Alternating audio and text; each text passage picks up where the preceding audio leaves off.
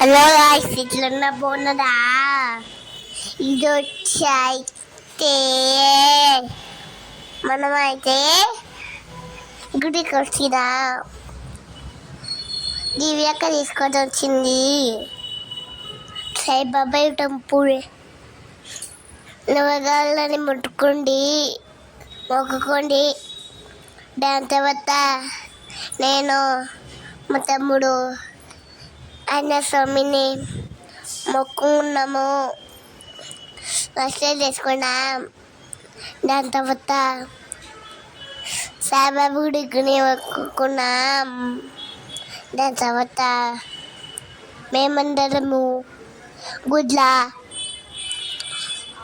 పూజ చేసుకుంటాం. ఒక పూజలోని ఆడుకున్నాము.